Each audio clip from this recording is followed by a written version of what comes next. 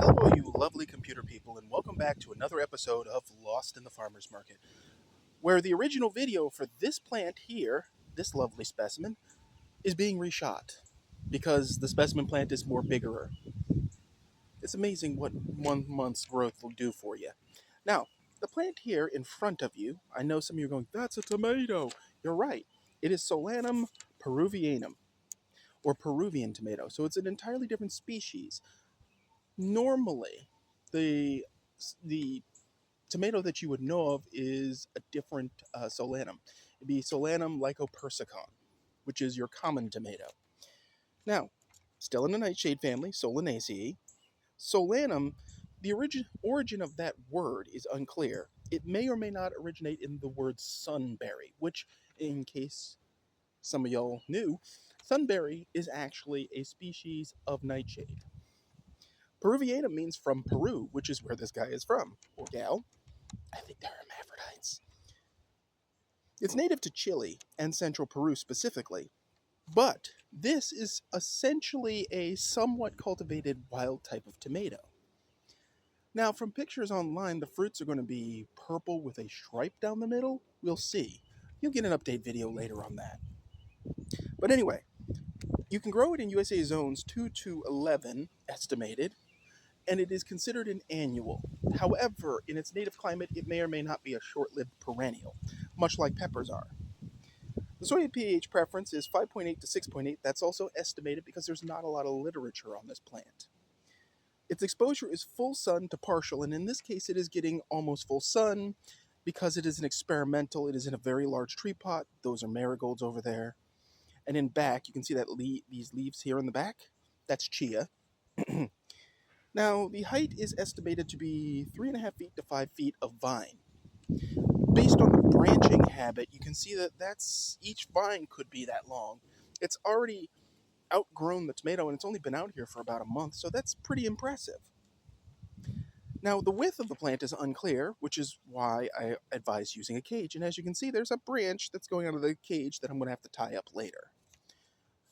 But theoretically, this plant is indeterminate. All references suggest indeterminate or say it. It's supposed to have more cold tolerance than your traditional tomato, which means you can start earlier and go later, in theory. We'll find out. Now, what's interesting is it has prettier flowers, and here's one up here. Look at that. It's shaped a little bit different. In fact, let's zoom in on that a little bit. Well, anyway, they're sort of cupped. It's an interesting reversion, and they're a bit large for something that's cherry-type tomato. The fruit is said to be sweet and tomato-like, but this plant is definitely considered not domesticated. It has not been hammered down like Bush Goliath or Better Boy or any of those guys.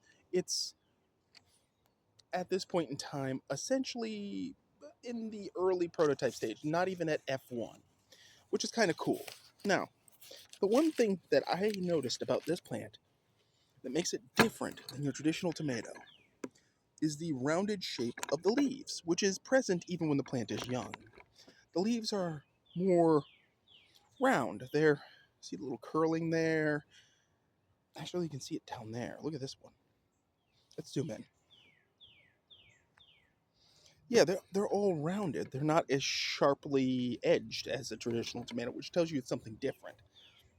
This is a singular plant, actually, that has vined pretty well, and so it has become pretty good here.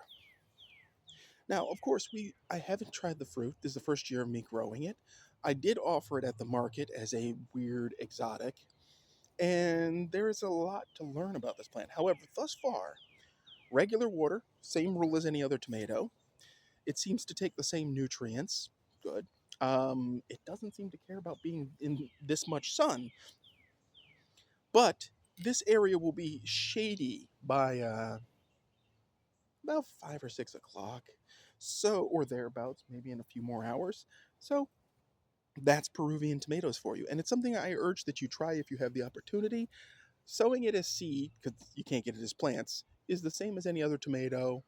Nearly surface sow, keep moist, wait till it comes up, gently expose it to sun, more sun than your grow kit is providing, and the rest is basically Tomato Basics 101 so far. I will put out an update video telling y'all about what it tastes like, showing you the fruit later on, once I have some. So far, lots of buds, lots of flowers, no fruit. But that could just be weather related. So anyway, if you have any questions or comments, please put them in the comments section. If you like this video, please hit like. If you haven't already, please subscribe. And the blog is still updating, though next week it will be covering the garden tour, or will have covered the garden tour.